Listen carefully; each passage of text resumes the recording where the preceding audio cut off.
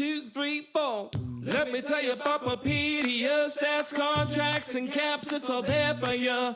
One-stop shop for your hockey information. It's a hockey sensation. So log on, log on, log on. If you give a puck, go to PuckPedia.com. Welcome to episode 26 of the PuckPedia Hockey Show.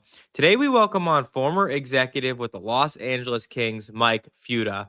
Mike has a great background where we talk about how he started in the OHL with Oshawa and then the Owen Sound Attack before joining the Los Angeles Kings. Then he gives us some good insight on what it was like to build a perennial Stanley Cup contender with general manager at the time, Dean Lombardi. Futes also gives us a good story when it was pretty much decided that Steven Stamkos was going to go first overall to the Lightning. Futes gave him a call and asked him who he would draft second overall. And the answer might surprise you because it was not Drew Doughty, who the Los Angeles Kings ended up taking. We also touch on how Futes transitioned from working for the NHL on the team side to the media side, now with Sportsnet. He does a daily show with Matt Marchese, the Fan Hockey Show. So we talk about that and also working with insiders like Elliot Friedman.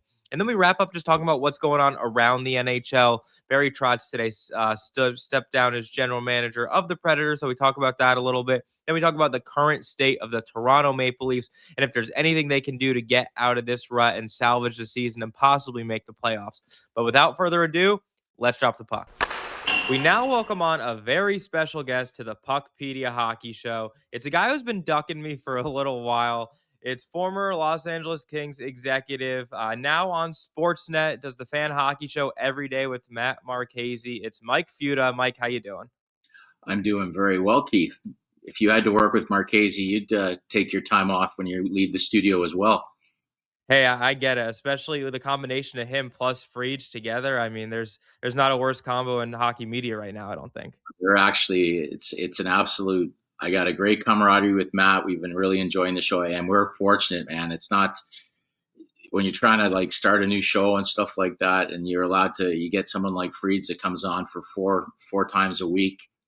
There's nobody more dedicated to. You certainly stay active. It's more of a treat trying to get him focused for a half an hour because he's usually got 900 calls coming in, or he's communicating. He's very recognizable, so he's dealing with his fan base and the public. So we've had some very interesting distractions while we're trying to get him focused on our half hour, but there's nobody more connected with the stuff that goes on. So we're very fortunate to have access to Elliot on a almost a daily basis. So I guess we're going to lose him a little bit here when he heads off to the Olympics, but we're going to try and grind him right down to Friday because his flight leaves on Saturday from Milan. Yeah, it's tough when he's battling raccoons nonstop, in addition to all the other media hits that he has to go through. But I think he's geese. He geese. He almost got into a fight with a goose outside a gym. He should talk to Mitch Marner, getting security when he's out in public. You never know who's going to attack you. Yeah, he's super plugged in, and the insight he does give you guys on your show is just second to none, and it's really good to get that perspective on things. Before we get into like what's going on in the hockey world today and your transition from the hockey side to the media side, why don't we take a step back here and talk to us about how you got your career, started in hockey, growing up playing a bit, and then kind of starting in the OHL. I know you were with Oshawa and then Owen Sound before you popped over to the LA Kings. So why don't you talk us through that background and that journey? Yeah, like pretty fortunate and blessed actually. Like I had a really good playing. I mean, coming up, I was captain of. There was an organization at the time called the Henry Carr Crusaders, which was one of the top, like us and St. Mike's, the Bramley Blues. We were kind of like the top Metro Junior B, which was basically facilitating teams that were interested in scholarships. And we were a Catholic high school. We'd go ahead against Michael Power and stuff like that. And Dan Cameron and Peter Miller put together a pretty spectacular program at Henry Carr, which I was fortunate to be a part of. And then while pursuing a scholarship, took a few shortcuts as a player, which kind of canceled that dream. I actually did end up getting into Yale. And by the time as exciting it was that my SAT scores and all that got me in, when I saw the financial aid package, it would probably bankrupt our entire family. It wasn't exactly the scholarship numbers that I was looking for at the time, but it was cool. I ended up going, and while I was still playing junior, I started at York University, ended up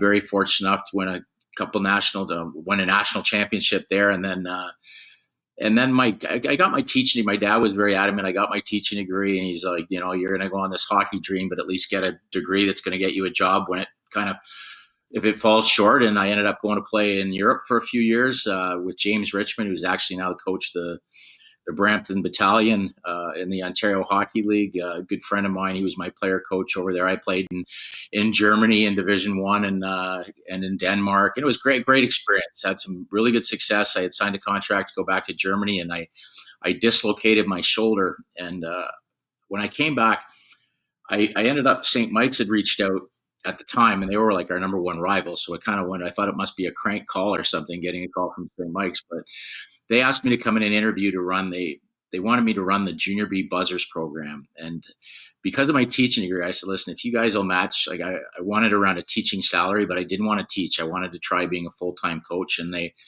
kind of matched it for a year. It was a great experience as far as being a part of St. Mike's, the tradition, the culture, and recruiting players. I had recruited Mike Camilleri, and we were going to have a really, really good hockey team. And then they decided at the time that St. Mike's Majors were coming back as an OHL franchise.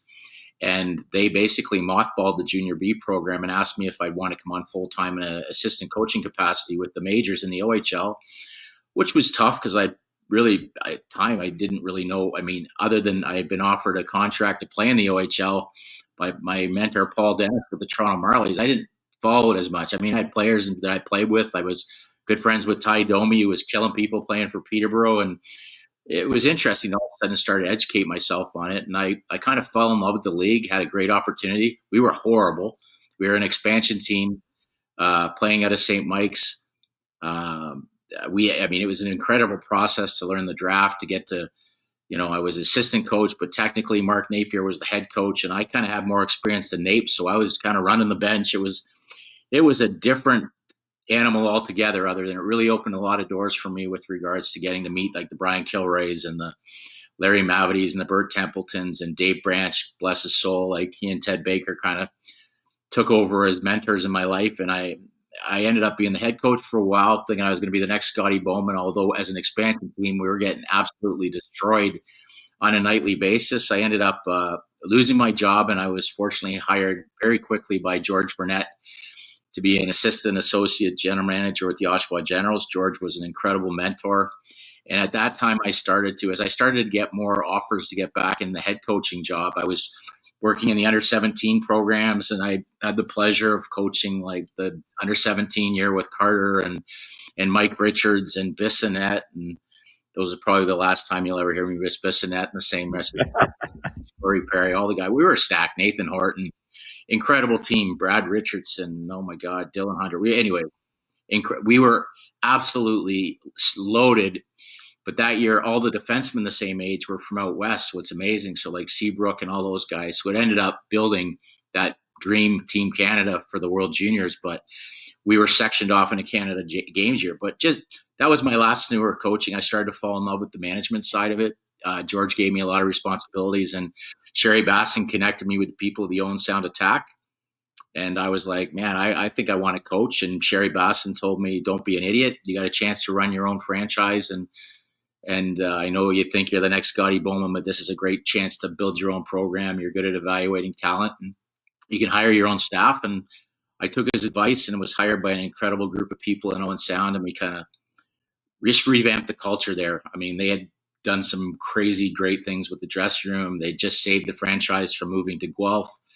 And the city was ready to cook. But I mean, at the time, there was the list of players that would report to the Ontario Hockey League, and then there was the list of players that would report to Owen Sound. And part of my goal was to make the list equal. And I ended up drafting Bobby Ryan in my first draft as a long shot. And I felt if I could convince the number one rated player in the U.S. to come to Owen Sound at the time, that the doors would open. And I had some background knowledge with the Philadelphia Flyers. And if I hired a coach named Mike Stuthers, it would very much help with the process of recruiting Bobby, which I hired Mike Stuthers, who turned out being one of my best friends in the business. Bobby Ryan reported. All of a sudden, I was recruiting players like Mark Giordano. We drafted Wayne Simmons, Andre Sekira. Brad Richardson was already there. Traded for Paul Bissonnette.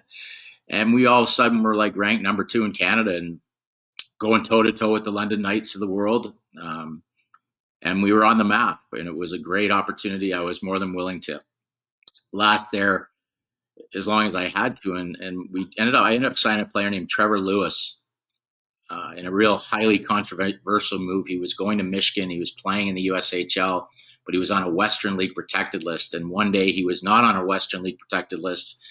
And I basically time-stamped it and signed him to an Ontario Hockey League before anybody could put him back on. And they ended up having to change the rule. But for that time, there was no question that I was signing an undrafted, unsigned free agent. So Trevor ended up reporting, and he was actually supposed to be drafted by the Philadelphia Flyers. That's who I was doing all my homework with Ron Hextall. And then Hexy got moved to the Los Angeles Kings.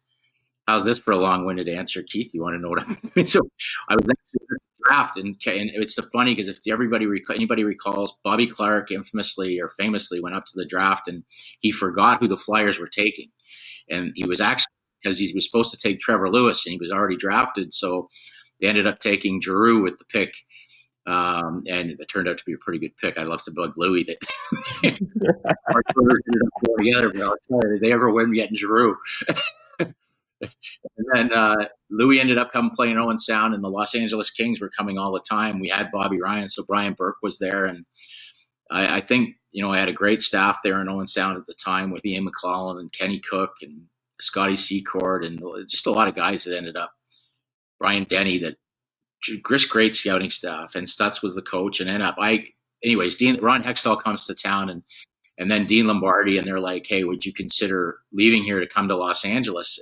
And I said, I'm not going to leave just for a regular scouting position, but if there was something, a little bit more teeth into it, I would do it in a heartbeat. And I was married at the time, and they offered me the director of scouting position. And there was already a director of scouting in Mark Yannetti. So they had to call Mark and decide him that he was no longer going to be just the director of scouting. He's going to be the co-director of scouting, which was a very acrimonious start to our relationship. But we ended up, again, I give Dean Lombardi credit. We became best of friends and still are to this day. And Dean taught us the ropes, and we ended up kind of drafting some really solid players. And fortunate enough, we had Daryl Sutter on the show today, which is always great. We ended up winning a couple Stanley Cups with the Los Angeles Kings, and it ended up like 13 years, I guess. I was with Los Angeles from the director of scouting, co-director, to becoming the assistant general manager, vice president of hockey operations, which was kind of like just still gets me numb thinking how far the journey was, and to come there and then to have the success and the joy of it. 13, 14 years, Dean, and we, as I always say, it's harder to stay at the top than it is to climb the mountain. And we had a couple tough years, and Dean and Daryl were let go. Rob Blake came in and retained me. I was the only one that basically survived from the management team, and learned a lot. Was let go near COVID, spent a year with the Carolina Hurricanes through my relationships with Justin Williams, got to know Roddy Bryn more well, and then just decided kind of mutually it was time for me to come back home and spend more time with my daughters who were growing up. Incredible. Never missed much of what they did growing up, but there's still a difference when you're at home and you don't have to fly them everywhere and fly back and forth to see them. So Elliot, our buddy, said, hey, you should try this TV stuff. So I remember I did the draft show, and it kind of was fun. It went well, and they started calling me about doing different shows, and then was doing a little bit of Hockey Central at night. And then they asked me about would I be interested in my own show during the day, which was, I never thought it would be anything that I'd be interested in, and it turned out going very well. And we're in year 2, still doing a little Hockey Central, still chomping at the bit to be back with a team, but loving life, watching more hockey than I ever have. Developed a nice chemistry with Mr. Marchese, and great producer Mike Gentili. Still have all my contacts. It's funny, calling people to be guests is pretty humorous, because it's just amazing watching the people come on that I've there's the friendships and stuff. It kind of reminds you too what you've accomplished if you ever kind of start to doubt yourself, because they remind you how successful you were, and when you see how active they are and how successfully they are, whether it be players you've had or coaches or managers you've managed with, it's very humbling to see the guests that we have and just be able to talk hockey. It's the best sport in the world. It's a lot of fun. Exactly. And thanks for the short answer to my question, Mike. I really appreciate you. An hour up. You're keeping that nice and concise. But no, it's great. Like obviously, like the journey that you've been on is kind of what shapes you as a person and like who you are today. And at a certain point too, like you mentioned, like the family side has to play a factor because these roles when you're working in a professional hockey organization, it's not a normal 9 to 5, Monday to Friday kind of job, right? You're working a ton of hours every single day. There's no off time. And you just saw the Minnesota Vikings GM who just got let go. Like there was a whole thing that people were giving him crap for taking 2 weeks paternity leave during like training camp. And there's just like stuff like that where it's just like these people and these jobs are just not real world kind of situations. And so a lot plays into that, especially for you. I think it sounds like a lot of what you did at the OHL level, both like the players that you're kind of scouting and recruiting that ended up a lot of those guys coming over to Los Angeles, either being drafted by the team or you guys making trades for them later on, or some of the other people that you worked with at the time that then went over to the Kings side. Like a lot of that seemed to play into how you built those relationships and how you kind of ended up in the NHL. Yeah, Keith, that's what it's all about. It's relationships. And I was always, because I had again, I don't want to, I thought I was a pretty good player, but when you don't have experience at something, you got to, some people like to surround them people that they're worried about their jobs and they're like yes men and stuff like that. And they always feel like they're in control. I was the one that learned that if you surround people that might know a little bit more at you at certain areas or your weaknesses are, they're going to make you better. So like nobody can, I mean, maybe there's some people out there that think they can, that have the answer to everything or strengths in every area. But I just think, especially the way the game's gone with analytics and the communication side of things, that if you surround yourself with people that you trust, that are going to, that understand your core moral beliefs at the core, like you're not going to bring somebody on board that has different beliefs in what, like I'm really strong believer in the professional side of thing and the dress code side of thing. And I always, That's why I didn't wear a hat today, Futes. I know you have a big no hat policy with Marchese, so I made sure no cap today. I bought Dean Lombardi. It wasn't the no hat. It's more well, first of all, if you're on a podcast, I got a hat thing, unless you're coaching first base for a baseball team, because that you actually wear a hat.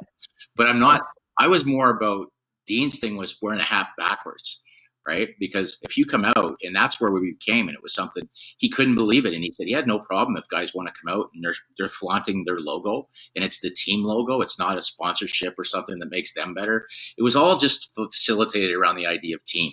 And it's something that you can work with, because I honestly think there were so many things that you started, and it was never to the level of, and this isn't downplaying Lou Lamoriello, who took it to another level. Like, you wouldn't be allowed to come on because you have a beard and mustache if it was right. Work for Lou Lamoriello, right? So it was never to that level, because I love the concept of the players wanting to grow beards for the playoffs and stuff like that. But we felt that there was, especially in LA, where really the culture was the beach and the Triple Crown line, and other than Gretzky coming to town and that team that went on the long run, it was all great. There were some really good teams, but it was more about individuals, right? Like Rogie Vachon and Marcel Dion, and then the Gretzky, and then there were great players, Blakey and Luke and all these guys. But other than the 93 run, there were all the individual banners, and then you'd see all the Laker team banners, and there was just individual banners for the Kings. And our goal was to put team banners up.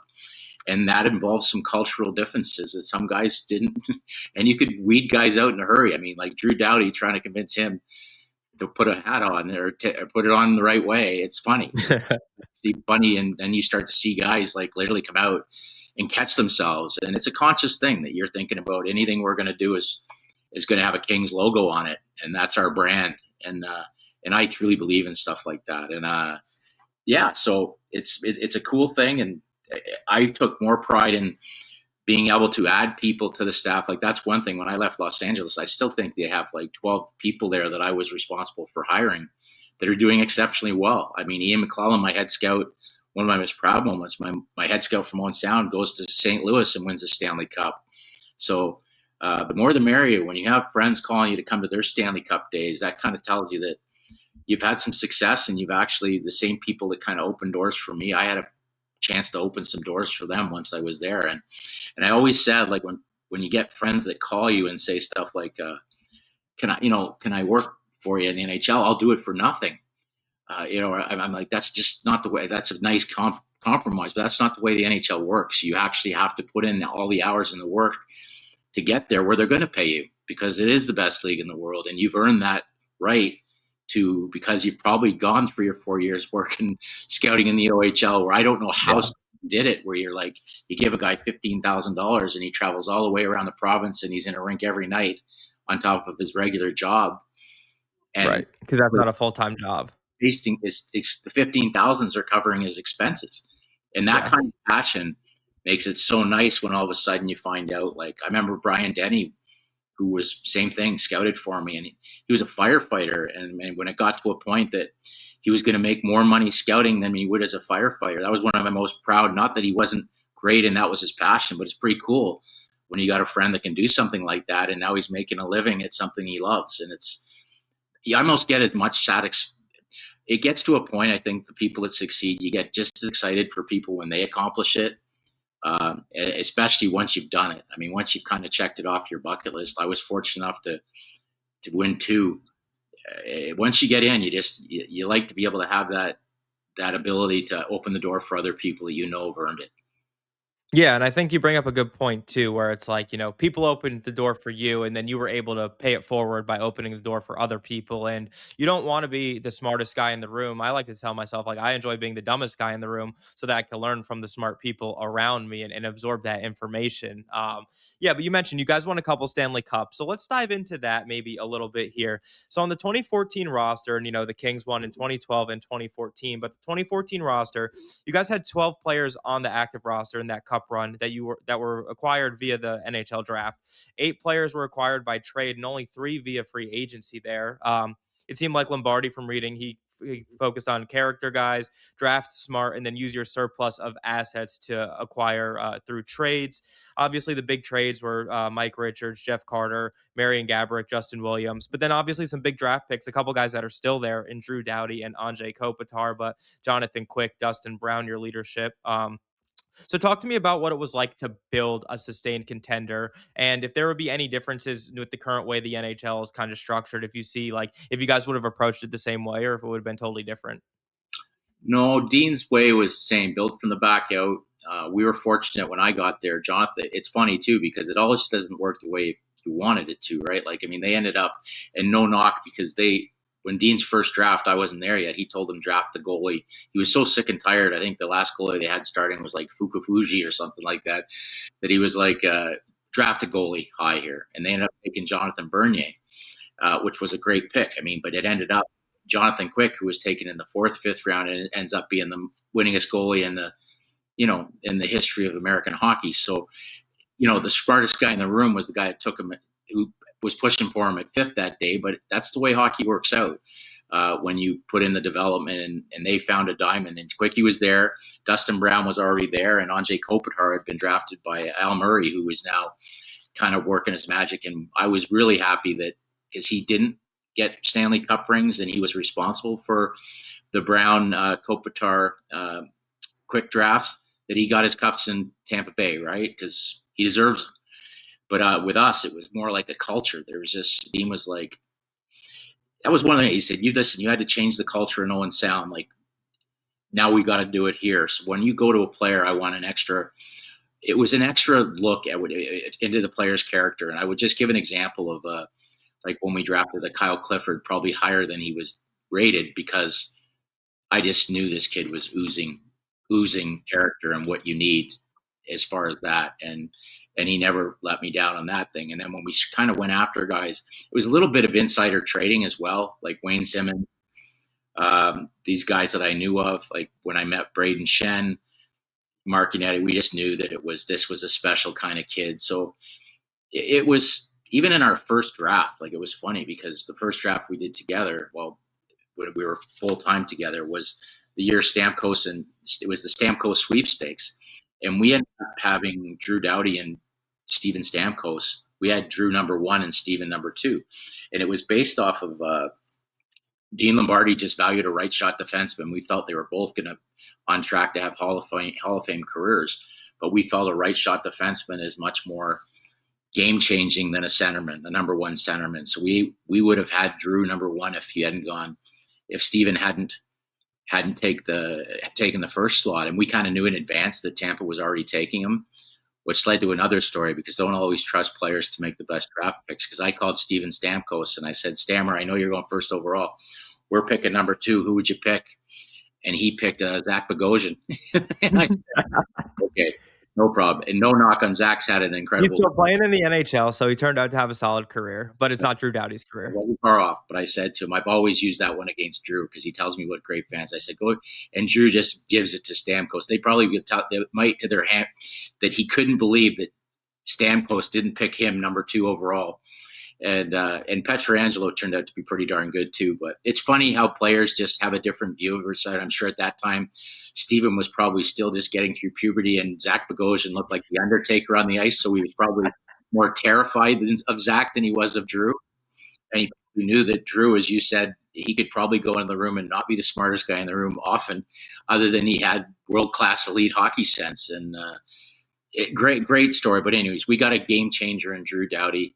And then Dean proceeded every trade. We had that same, one of the biggest unheralded trades is when he added Jarrett Stahl and Matt Green, because he was adding 2 pillars of leadership that ended up being really the glue of our dressing room. You had Justin Williams that could have been Mr. Game 7, that could have been a captain anywhere. And then I kind of had the insider trading into knowing what Jeff Carter and Mike Richards were capable of, having coached them and played again, managed against them. So when you were giving up assets, like when Dean Lombardi called me in his office and said, we're trading your son. And I'm like, what are you talking about? I have 3 daughters. And he's like, Wayne Simmons, who clearly is not my son. But because we'd become so close, we were moving on from Braden Shen and Wayne Simmons. And I was devastated. And then he told me we were getting Mike Richards. It didn't ease my devastation, but he also knew that Mike Richards was my favorite hockey player in the world at that time. And I'd seen it firsthand, the competitive drive that we were getting in him. So, and it worked out. And the other 2 guys had incredible careers. Schenner got his cup. Unfortunately, Simmer didn't get his, but he had an incredible career. So yeah, and I keep very close tabs. That's something when certain guys talk about players and they as assets and chips, I found it. They are that until you draft them and you really get to know them, and then they're like your children. And that affects you when they're traded. That affects you when they're having problems away from the rink.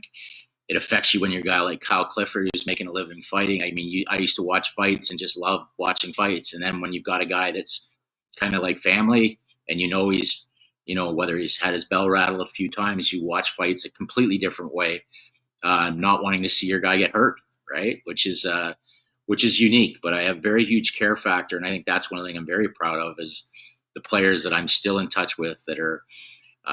We were joking today with Daryl. How can you imagine, like, Quickie's packing it in, Kopi's packing it in. I think that leaves Drew and Tanner Pearson and Tyler Toffoli as the only 3 active players. Like Braden McNabb was one of our extras there that year in 2014, but there's not really anybody left playing off those teams. And then we were laughing because, like, anytime somebody calls me, I've known Tyler Toffoli since he's like 8 years old. So, and we drafted him. So anybody talks about him as like Celebrini talks about him as the graybeard veteran. I'm like, you're kidding me. Like, that's my little guy. That's the little tie with the little, but it's funny. That's these guys now, man, they're up to these guys are closing in on 1,000 games and stuff like that. Had Alec Martinez the other. It's amazing to see how many of these guys, got all these pinnacles. Trevor Lewis played 1,000 games. And you can't take it away. I mean, when they showed Sidney Crosby I don't know, you saw it there, Keith, when they showed Crosby watching the tape of his 10-year anniversary team, and he's got the tear coming down his cheek. And I'm like, you can't fake stuff like that. Right. And there's other guys that I'm sure, like, guys were looking like trying to fake a tear too, because that'd probably look good on camera or something, but it's natural for a guy like Crosby and then when you hear his answer, and we've got so many guys like that when you see it, you're just emotional, and it's something to do. When you win together, you walk together forever. You read all those posters, and then when you do win together, it's exactly the way you feel about one another, and it's a special feeling from top to bottom. Yeah, exactly. And before we kind of talk about the current state of the NHL and some of the things going on today, I want to ask one question quick about the difference between drafting and developing players. To me, that seems like some teams seem to be like really good at maybe drafting the right guys in the certain spots and finding value, but then maybe they struggle like developing guys. So like how much do you kind of put as like the drafting plus developing as like the whole picture to really build out a strong team and a strong foundation, strong players? And because, drafting's only one piece. If you draft these guys that are supposed to be good, but you don't develop them well, like then they don't end up maximizing and hitting their full potential in their careers. It's a great question. It's a great question. It's a great point. We were very fortunate. Dean Lombardi probably was the guru master of starting the development project. He started it in San Jose when he was GM there. He's a big baseball guy, right? So he used to get very upset that he would go watch training camp in baseball and see everything broken up into, there's guys working on bunting, there's guys working on all the different assets of a game. And then you'd go watch a hockey practice and there's like a couple, you do a couple of whatever you call them, horseshoes at the beginning, and then you break out and you do systems and 3-on-1, 3-on-2. So he basically broke down individual skills. And this is where my teaching thing helped, because I could do a lesson plan, but you take the NHL guys and just break down all the different skills you wouldn't think of off the top of your head, whether it's face-offs, whether it's going back for retrievals on pucks, puck protection in the corner, and then just take video, build out all the teaching aspects of like puck protection, all the teaching aspects, and not like, that's why I always wondered about like how Gretzky wasn't always looked at as a great coach, because I'm sure he looked at stuff and he was like, can you not see that? And everybody on the bench would be like, no, that's why you're the only one that can see that. And you can't teach it. So don't try and take me in a corner and teach me how to think like Wayne Gretzky, because it ain't happening. But there's skills that you could break down. And we became artists at, like, you'd get like a Jarrett Stoll or 20 different points on going back for a puck, whether it's checking your mirrors, feeling communication, talking to your partners, blah, blah. And then you break it down, and then we just have camps all over the place. Some of them were legal, some of them were illegal, where you'd bring your prospects and they'd go into a shed in the middle of Livonia in the winter in Michigan, because you didn't want everybody under the palm trees thinking everything's Los Angeles, right? And cross-checking each other against the shields of a garage, learning how to protect pucks and watching videos, shooting heavy pucks till their hands are sore. All these different things that are hard, right? But they make you better. And then you'd see pictures of like Dwight King, Trevor Lewis cross-checking him against a shed in Michigan and protecting the puck and coming out to make a play. And then you go to the Stanley Cup finals and you see Dwight King against the boards protecting the puck the same way he did in that old shed with no lighting, breaking him out, making a play for a goal. And you're like, okay, I love it when a plan comes together. And you find out the students that want to do the work. And then it gets to a point when we had such an incredible group of teachers that you can now go, there's certain things when, as you said, when you're trying to draft kids, I can sit there with our staff and we can make comments like, he's got this, that's great. He can't teach this, but you know what, his puck protection or his wall play isn't great. All right, and we're like, we can teach that. As long as he's got balls and he's got courage, we can teach all that. So you would have no problem drafting someone like Wayne Simmons, who used to just come up and expose the puck to everybody. And then we're going to teach them how to protect it. And then our teachers would, and it became almost like, even in the later rounds, and it helped too, because when you're building and your general manager gets a lot of picks, that's why we're going to talk like the Leafs. It's trouble when you're trying to rebuild and you don't have picks or assets. But when you're going through a true rebuild and your GM gives you a lot of picks, you can take swings at guys that your guys are going to be able to teach, and that's why you can take a guy like a Dwight King later, and you find guys that have different special. You can take a Matty Roy in the 7th round or a Nick Dowd in the 7th round, and these guys make you look good because you think you're going to get to them. And it's like you never leave the draft. It was funny because I always thought, like when you hear about drafting, like you get to the last few rounds and you got the guy going around. Okay, you're from Thunder Bay. You take a guy you like, right? It's like take a guy from your area. Even like your list says somebody else should go. In the NHL, at least I know with Dean, that day until your last pick, you weren't leaving. And there too at night, we were usually sitting there in the 7th round saying, we need another pick, Dean. We got one more guy that we think can play in the NHL, right? And if you look back at our draft record in the 7th round, I think we've got 5 guys. I think 3 was Stanley Cups from the 7th round. Like Jordan. We just mentioned 2 guys right off the bat too. Like you said, Matt Roy and Nick Dowd. Jordan Nolan, even Trubalik was a nominee for Rookie of the Year. We gave up on him.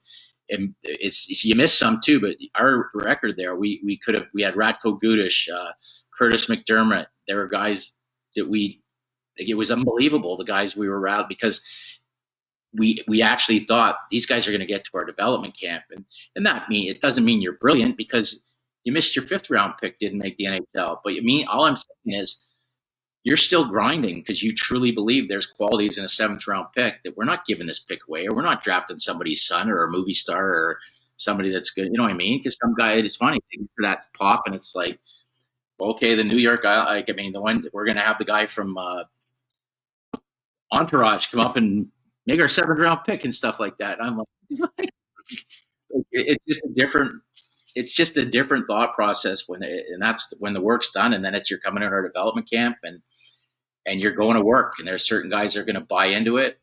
Again, I laugh like Kubalik. We were devastated because there's certain guys there's nothing worse than missing a guy, but there's nothing worse than getting the guy and then missing out on what he could become. Like we drafted Cernak, and our guys, we couldn't figure out this guy. He's always smiling. He doesn't speak English. We couldn't figure out. He didn't understand anything we were saying to him, but he's always, oh yeah, you do. And then we're like, this guy isn't getting anything. We end up we trade the guy. He's got 2 Stanley Cup rings, right shot D, looks like Drago. You got to make sure you know your own guys as well, right? Dominic Kubalik scored everywhere in Russia. We drafted him in the 7th round. He couldn't make the Kitchener Rangers. He was so flaky. The guy comes in.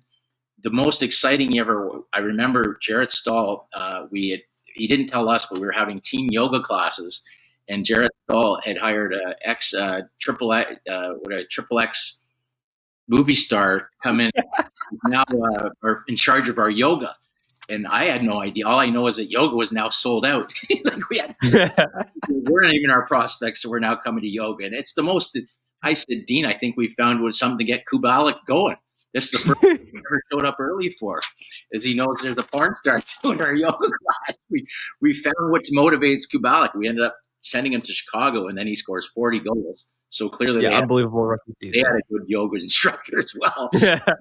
He never hurt you. I look at the guys that go back and the guys that hurt are the guys that do it. And it's no knock at Dominic. I'm glad he did well, but he did it when they weren't very good, and he didn't do it when they needed to do the most. And that's not a knock, because you need guys like that to get you to the playoffs and stuff like that. But whenever it came, I would take a guy that kind of grinds it out and doesn't score as much. And then all of a sudden when the playoffs come, you're like, oh my God, this guy's on fire. And you know he's going to be the cat's meow for you when it really matters the most. And that's kind of the guys that we wanted to structure ourselves around. It was a lot of fun, that's for sure. But the whole process, if you get along with your group, I was saying the other day, we got along so well and challenged each other so well when we were bad, that imagine how much we got along when we were good, right? It's exactly a great process. Yeah, and as someone who just is a fan of the game, obviously, it's always interesting to see teams that have a lot of draft picks that don't necessarily end up developing those guys. If it's, part of the drafting is the issue, and then not, like you mentioned, taking the swings when you have certain times when you're able to take those swings based off how much draft capital you have, versus developing these players and really, making sure that they become the maximum of their potential. And so it's always fascinating to me how that situation plays out between those two different staffs. Well, and it's another thing, Keith, that you talk about too, because it's invaluable. And this was Brendan Shanahan's line. Now, I don't know how well they did it, but he said there's no salary cap on development.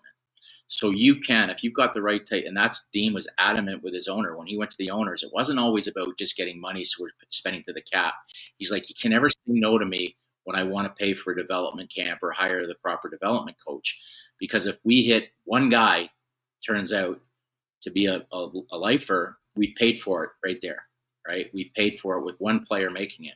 And that's why it's still, when certain teams, if they decide they're going to, you still see some NHL teams with, it's not that they don't have really good guys, but they have such small staffs, they can't possibly do the job. That's great that you've got guys that can fly around and, for example, go down and meet an OHL guy after the game and say, hey, you played a great game, and go have a coffee and talk about, that's not development. That's a conversation. Right? We had guys that we could fly guys into their practices, and most teams, college even involves it now, because before the rules couldn't change, you couldn't have access to the kids, but you could fly our guys in. And OHL teams, this is cool. We got the Los Angeles Kings development team coming on to run a camp. we're trying to benefit our guy, but we're also helping the team. So there are so many different ways. And that was one area where Dean was over the top with regards to it. I can only imagine what some of the bills were for having kids come in to different places where we ran development camps, but it paid off. And it amazes me when guys go, they'll spend millions and millions on numbers and analytics, right? Which is still, it's a huge part of the equation.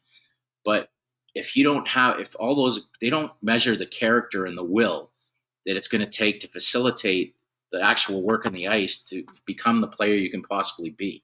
So it's a flawed process if you don't include the development and the sweat and the tears to get the guys to another level. You got guys like Celebrini, they're going to work out on their own, and he's a freak, right? But you also need guys like Jake Middleton, another 7th rounder, right? Who we drafted, who took longer. I mean, I had to convince the guy not to work at his, whatever he was, either working at Costco or someplace. And he still, because I tell the story, it was a gas station. He goes, Futes, the story's bullshit.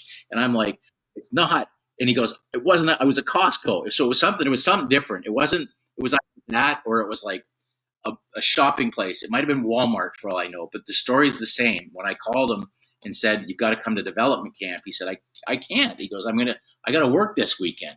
And I'm like, Jake, you got in the National Hockey League. You got to come to camp. You got to come to development camp. And now I watch him. We joke all the time. Here he is wearing an assistant captain for the Minnesota Wild. And you're like, I'm glad you skipped your shift to come to the camp. But it took him a little longer. I mean, this guy, San Jose, we gave him up to San Jose. So not only did we let him go, San Jose, he was the cap. They acknowledged what a great leader he was because he was the captain of their AHL team, and they let him go. You look at that San Jose team right now. Okay, can you imagine having someone with all the young stars they have, and the only place they're kind of lacking that substance is they got Orlov, but imagine having like a Jake Middleton with that group of superstars, just being the leader that he can be. And those are the kind of things, like, and it doesn't mean everybody's, but it's like, man, you got to make sure. And they had it right because they named him captain of their farm team. So they saw the leadership skills. For whatever reason, it didn't translate to their big team, but man, is it ever translating to the Minnesota Wild? Yeah, and you look at the San Jose Sharks too, right? They don't really have much defense core locked up past this season. I think it's just Orlov and then an RFA. So they definitely had the room for a player like that. Futes, this has been awesome. Really appreciate the time. Let us dive in quick to what's going on around the current NHL right now. So I think the two things I want to talk about, I mean, we could talk about that Unreal Stadium Series game last night. We got a goalie fight. We got a 4-goal comeback. It was about the best kind of outdoor game you could possibly want in my mind. But also today, we got the news that Barry Trotz was stepping down as general manager. I think the timing of that announcement was interesting. They said it wasn't health related. It's a month out to the trade deadline here. It sounds like he told ownership in December he wasn't going to extend past the 26-27 season. And so they're kind of starting the process to look for someone else today. But how does that affect like a team that, Barry's going to lead? He said the trade deadline plans is he's going to still lead the charge there. But especially with a team like Nashville, that's in such an inflection point as they might try to move out some short-term guys like Michael Buntings and Eric Hollis of the world. But then they have decisions to make on guys like Steven Stamkos, on Jonathan Marchessault, on some of their bigger name players. What do you make of a decision like that coming with the timing, especially a week out before the Olympics?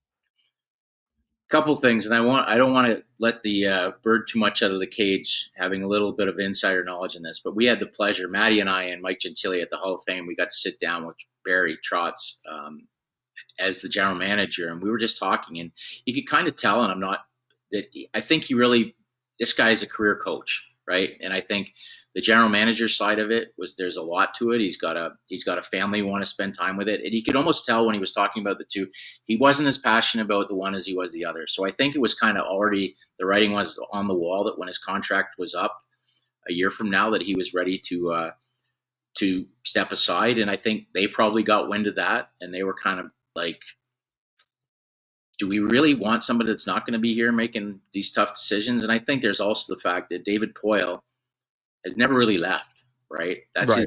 He was a part of the search the first time around. His son's still there. Almost the entire staff that was still there when Barry Trotz was the coach is still there.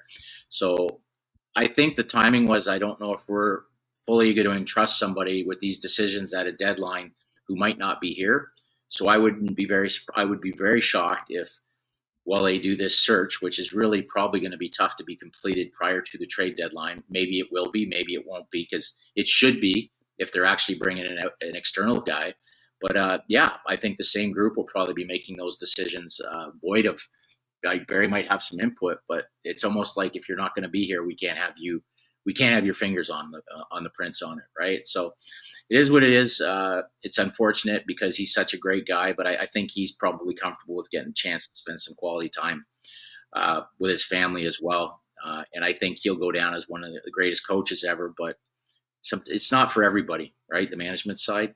And as far as the outdoor game, I think you nailed it. It's kind of like Sunday night. You're like, I watched the Kings in Carolina. It was pretty good. You're kind of, here we go. We're going to have another event. You see the guys coming out dressed as Pirates and Tampa Bay Buccaneers, and you're like, what the coach comes out looking like Scarface. Tony Montana. This is going to be a real. And as much as I love that stuff, I was thinking the actual game itself was going to pale in comparison to the fun and laughter of all the crap that was going on around the place. And then being cold and being packed was awesome as well.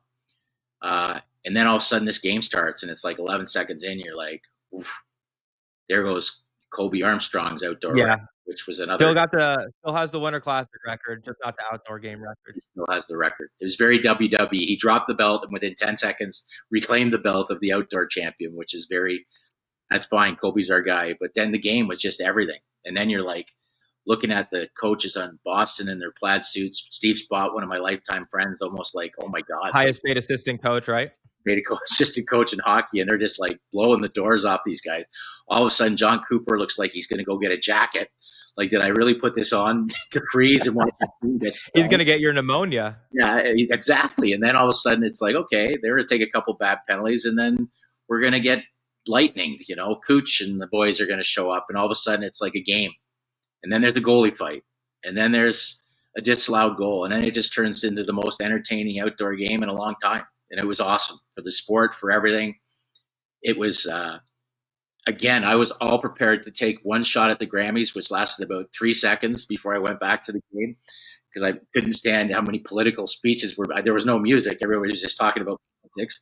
Went right back to the game, and I'm glad I didn't miss a beat, because it was literally outstanding from start to finish, right to the two goalies hugging it up at the end in the handshake, and then the coaches leaving the bench smoking illegal cigars. It was awesome.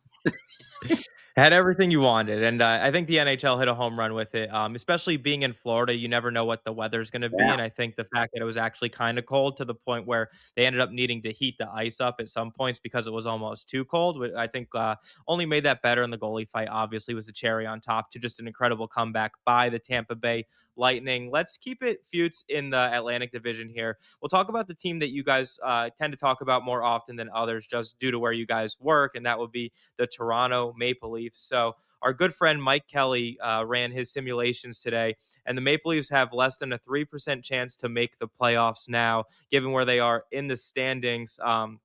Aside from Mitch Marner leaving, and his reunion game last week was an interesting part of it, but like, what exactly do you think what went wrong with the Toronto Maple Leafs? Like Austin Matthews, for example, hasn't been his quote unquote elite superstar self, but he's picked it up as of late, still on pace for a ton of goals this season. They tried to make some moves around Mitch Marner to replace him in aggregate with the guys like Nicholas Waugh, with Matthias McKelly, with Dakota Joshua. That hasn't necessarily all panned out. Chris Tanev on the back end, big injury there, and they don't really have anyone to kind of replace a player like that. And then in goal, it's been a carousel between Wall and Stolarz with injuries and personal leaves, and Hildeby having to come in. So when William Nylander, we don't have to get into him. I know you guys have talked about him at length with the incident that happened last week, but what are your thoughts on the Toronto Maple Leafs? I was going to wear my white undershirt for you just to show the thoughts on that. Your wife beater? Wrong show. I guess I'm allowed to say that on. I used that once on our show, and they reminded me that's probably. I've had a couple things that I've said that I don't even mean to say that I get in trouble for, because I'm not. For example, the leading scorer on the Tampa Bay Lightning usually gets a nice laugh out of everybody. So when we say his nickname, but everybody on Tampa Bay is allowed to call him Cooch except us. We have to go off air to do it. But anyway, I find it very fascinating. I'm good friends with Brad Treliving. I was very hoping to be part of his staff. I think the biggest problem with the Leafs, and I absolutely adore her. So is my fam. My mom has her incredible list of guests that she rates. Like I post every night pictures of the TV of the show, and that's basically my mom who watches the show and takes pictures of the TV and sends me the pictures every night. So The ones that you post on your like Instagram story. she's 100% in charge. They said I had to do stuff, so I use my mom as she's my go-to. She's my biggest fan. She's my best friend in the world. So she takes the pictures and I just post them, and then she rates the guests. But so if Mike Kelly's saying, who she loves, says 3%, I might have to look into that, because I'm one of those guys until it says 0. I never take it for granted. I just think that's what makes sports incredible. But I mean, this group, it's hard to imagine them coming back all the way because of how many teams they got to pass. I agree with you. And how good those teams in the Atlantic are too. Like, it seems like they never lose. Yeah, especially the way they're playing now. Because at the beginning it was, look how bad they are. Of course they're going to catch them. But now, if you look at who's playing well, it's all Atlantic teams that have got fired. So it makes it even tougher. So you look at, like, that stat just blew me away that, our boy Rick Bowness goes in and they're like 7-1 and they've lost a spot in the standings. Like, it's amazing how hard they climb the ladder. And the Leafs picked the worst time to go cold. For me, it goes back to, it's not so much you can beat the Marner thing to death. It was going to happen, right? Like, they tried, they thought they were too good. They and rightfully so. It's like, how can you move on from Mitch Marner when we're going to win the division? So let's forget about that, because last year, I mean, they took the Florida Panthers down the mat, right? And you should feel good about it. When you start to see the reason they did it was the way they played. And I felt they were really buying into Craig Berube. For whatever this reason this year, it was like they came back. And I felt like it was like he was a first-year coach again. It's like nobody have ever heard this guy's voice and the way he expects it to hold you accountable to play. Their style of play was completely different. I didn't understand, and I'll share this because I don't want to be critical, but if you move on from Marner, you're not going to replace Marner. I get that. But when you have so much cap space, I just did not personally think the type of player that they were replacing him with was even close to, like, forget, if you're not going to replace Marner, don't try and replace him with a much, like, Michelli is just not Marner, right? But I mean, they're thinking, obviously he's good power, he looks better, but he's in and out of the lineup in Utah. He's not a guy that Craig Berube, I mean, it'd be like me saying to Daryl Sutter, hey, look what I got you for Christmas, and him saying, where's the receipt? I'm taking it back, right? He's not a guy that's going to be spitting nails in the playoffs, right? They're looking at a team that's going to take on the Florida Panthers, and that, for me, isn't the type of player that's going to put fear in the Florida Panthers. Joshua Dakota, big guy, right? Dakota Joshua, whatever. It's like, you're a big guy, but there's probably been 1 or 2 games in his entire, and I hate to say anything that comes across negative, because this guy's beaten. He's been through a lot. A lot. And then, I mean, he doesn't just get injured. He gets like a lacerated spleen. So you're not like, I just feel horrible. But even healthy, this guy was not coming out and spitting nails and fighting for teammates and playing the physical kind of game on a consistent basis that they expected for him to fill this DNA. And they did the best they could with, I think he's been fine, right? But I would have rather them not replace anybody and hold on to the cap space till something comes available that actually makes sense, that's going to make you better, and maybe something doesn't, because I mean, they'd probably be in the same place if they still had a bunch of cap space and not added those players, and now they're kind of up against it and what to do. And now it's like you're talking about, like, Scotty Lawton, I'd be looking at a player like that, I'd be finding out immediately, what is it going to take to sign you back? We're going to trade. I know you love it here. We're going to trade you, and we're bringing you right back. You can talk. You can have those conversations. He's part of your lineup right now, and just put it away, knowing you're going to get some assets. Like, if they move on from a guy, like, they need to find some money, right? Because they don't have the draft price. So they found some money in Bobby McMahon, right? So do you want to move on from him? You move on from the found money unless you know you're getting them back, because the pick you're going to get for him is going to be 2 or 3 years before that evolves, unless you're planning on moving it for another Bobby McMahon or something. They're in a real difficult spot how to move forward, almost to a point that I'd try and move on from some assets, trying to get some assets, and then almost like Winnipeg, have another look at this. How does it look next year with some more pieces involved? If you're keeping Matthews and Nylander, because you don't just have 2 guys and you rebuild through their prime with players that give you no chance of winning. Like, how do you go from, I would more want to find out exactly how we went from the team that took the Florida Panthers to the brink to this version of us, right? And to me, the answer isn't as easy as just saying Mitch Marner, right? Right. There, The team looks night and day different than last year, and, like, the issue too, right, is the draft capital piece. They sent their first round pick to Boston. That's top 5 protected, which you thought was a totally fine protection. This team's not gonna be bottom 5. If that pick ends up being in the top 5 this year, that's gonna be insane. Or if it ends up being 6th or 7th, then Boston gets that pick, and the Leafs don't get a prime draft piece to help, expedite this process and really get things going. So a lot of trouble in Maple Leaf land. the other thing, Keith, is when you have to remember too. So, like, I know a lot of Leaf fans have taken that pick a year out. And they're like, well, why don't we trade that for? We're going to trade all our first. Why don't we trade that one? Well, that's frozen, right? Those assets are frozen until this other stuff plays out. So, because if the Leafs use their pick and they end up in the bottom 5, then they have to give up the pick the following year. So you can't, once you've locked a trade in or the conditions on that trade, you can't trade that pick until those conditions have been met. So it's not just as easy as let's just keeping the can down the road, because that first round pick, albeit they are getting a first round pick, that one's frozen until they know which one they're getting. So there's so many different moving pieces with regards to it. I guess the decision are as well.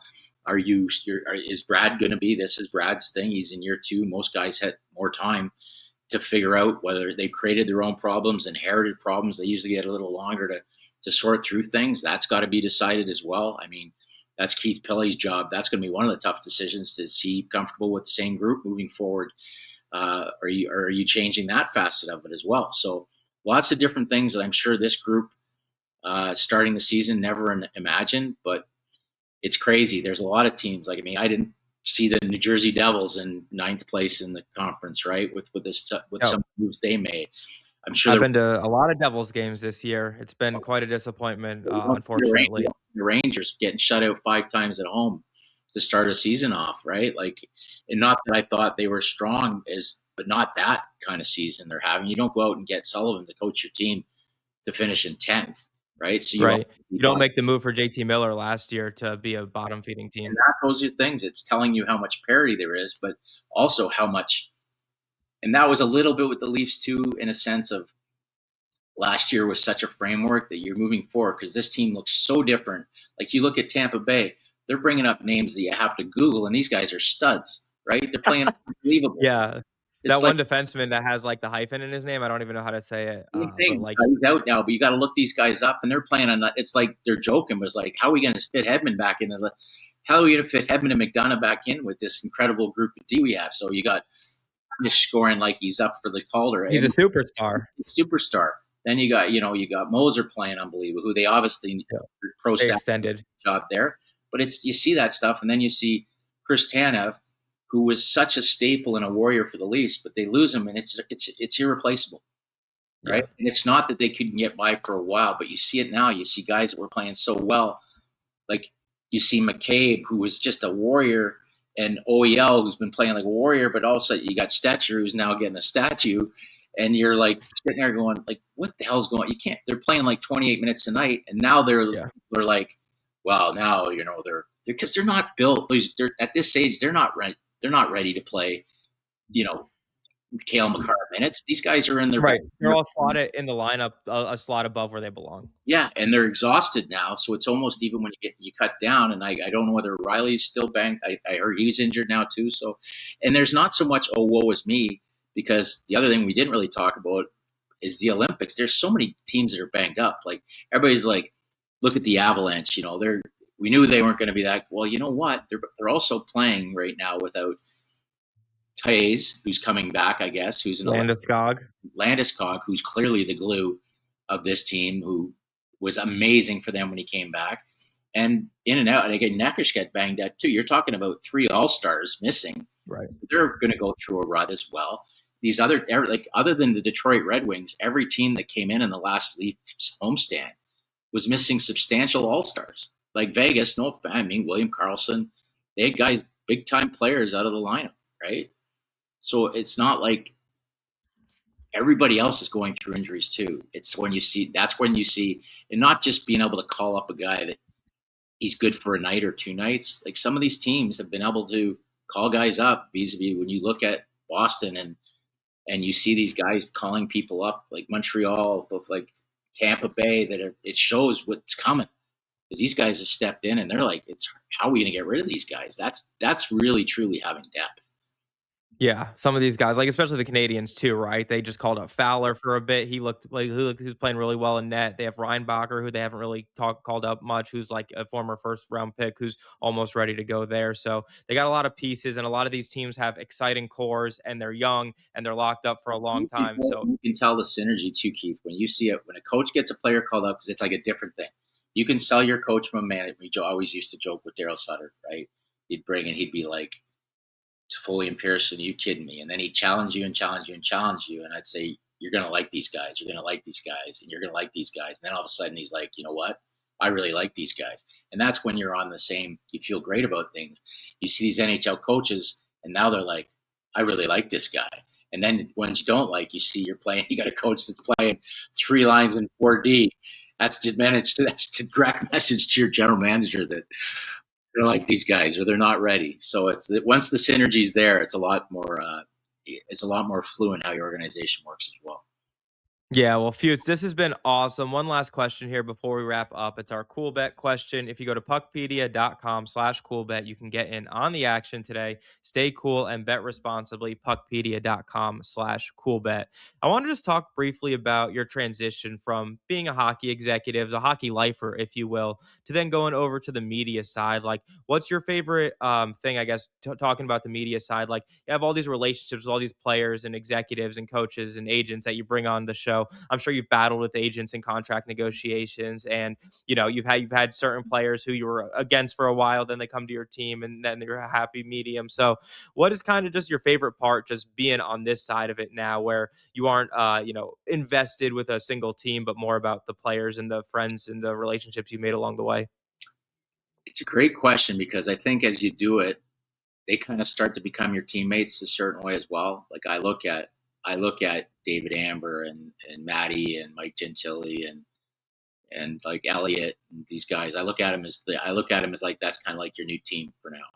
But I also wanted to make it quite clear that I want to be the guy that can share my experiences, tell stories that are relevant to the history and maybe moving forward to be able to say this is the management side of things or this is what happens at the draft. Like Sammy Cos, Luke Gazdick, these guys as well. It's awesome. It's just pleasure working with them. And then as well, free suits are great on this Hockey Central too. That's a good start. But it's like I wanted them to know too. I'm not ever gonna be like, don't call me. Elliot's the insider, right? I'm not. If I'm calling a friend who wants to talk about why his team's struggling or someone that's working for a National Hockey League team, I want that trust factor to be there that I'm not a pipeline, right, to the media. I never want, and I told the Sportsnet side of it too, that don't ever expect that from me to be a guy that's going to do that. I'm not comfortable doing it. I wasn't comfortable when I was in management when guys used to call me looking for scoops on stuff like that. And I'm also not comfortable really dumping on people, right? Like it's easy. I find it, and this is what I kind of talked to Matty about, right? Because him not having the same hockey background or history, it's not like I think I'm all that or anything, but if you decide, and this isn't that Matty does this, but just in general, if you decide to broadcast a way where you are very judgmental and you go full fan, meaning you cut up teams and they're done, they suck, they're this, they're that, then one, be prepared to be looked at as you're a fan, right? And that's fun. There's very successful people doing what we do that tell you right up front, I'm representing the fans. But if you want to have certain people as guests on your shows, you better show them the same respect when you're talking about them when they're not in your screen. Because if I'm going to sit here and rip Brad Treliving or I'm going to rip Rod Brindamore and stuff like that and question his They're not coming on your show. Honestly, that's fine. I'm getting if that's what I believe, which I happen to not believe, but if I'm going to do it, right, they're not going to come on. And why would they? Why would, in my opinion, why would they? So that's something I've said to them personally. If I get an intention that someone's kind of going down that route, I just tell them respectfully, not comfortable with it. But it is what it is. And I mean, it doesn't mean that I don't. There's some times that I've shaken my head. Like, I mean, a couple of times I've given Kyle Dubas the business about, man, when you look at just stuff that's happened back here, because there's people that are ripping on, just as Kyle inherited some stuff that wasn't his fault. I don't like when a general manager is getting piled on with stuff that he had nothing to do with. It's his job to fix it, but I just want people to know the facts of who's responsible for this contract or this. It's not necessarily, and I've been the first one to say, we all thought at the beginning of this year that the Pittsburgh Penguins were going to be the number one seller. And how they were the only team in the offseason crowned as a seller. Yeah, and how do you not look at and give Kyle credit? You got to give Sidney Crosby credit for refusing to let them to sell. But, I mean, the Mantha signing, Brazeau, he did some things where he brought in guys that team looks like a playoff team. So Kindle's a first-round pick, 13th overall, who's having an impact on that roster too. So, I mean, it's just a lot of good stuff. I don't mud at people. I know what it's like to have mud thrown at me. I don't go on social media. I laugh when I see something on social media that like rips me or something. Like I don't have a computer, for example. Like, this is my computer. It works. I have a prop at work. It's just an open computer with nothing. So anytime I'm on the show, if I want to look something up, I check my cell phone, right? Because Maddie's got a computer. Whatever the reason, they don't get me I can't get internet. So I check my phone, and then somebody will be like, you tell the guy to get off his phone. He's got a guest on the phone. And it's like just stupid stuff. And I'm like, yeah, come on. Or who's the other guy? There was a funny one the other day. Somebody was like, some older gentleman from out east called in on our call-in line, and it's like, he called me the other fella. That guy, he didn't know Matt either. And then he's like, yeah, the other fella over there. And I'm like, did he just call me the other fella? Every now and then, I never talk about what I accomplished unless somebody needs to be reminded. And I've said that if you want to go, I said it the other day, that if you want, some guy said, what has he done? And I said, well, if you want to take your kids to the Hockey Hall of Fame, there's a big silver thing there. And I'm very fortunate to have my name on it twice. So I have worked very hard to have an opinion here. So it's a humbling business, but you never want to forget how much you've enjoyed the accomplishments you've had, especially in hockey, because it's a team accomplishment, right? It's the best part about it. Exactly. Well, Futes, this has been awesome. We'll leave it at that. Just mic drop on the 2 Stanley Cup rings there. But like you said, it was team effort. And no, this has been awesome. Thank you so much. If you guys are in Canada, please tune into Sportsnet every day for the Fan Hockey Show from 12 to 2 with Futa and Marchese. If you're in the States, you get it on the podcast apps, wherever you get your podcasts. But thanks, Futes. And, enjoy the rest of the season and maybe a little break for the Olympics. No break for the Olympics, unfortunate. We have to talk about stuff. Actually, we're excited because we might get a lot of coaches and managers and players that take Olympic breaks that might want to talk for a little bit while we're following the joy that hopefully is great hockey in Milan. But it'll be fun. Thanks very much for this. Sorry, time is no issue to me because I felt horrible that I kept putting you off. So I'm glad it worked out. Perfect. Well, we got a great episode. So thank you so much, Futes. And enjoy the rest of the Olympic break. PuckPedia.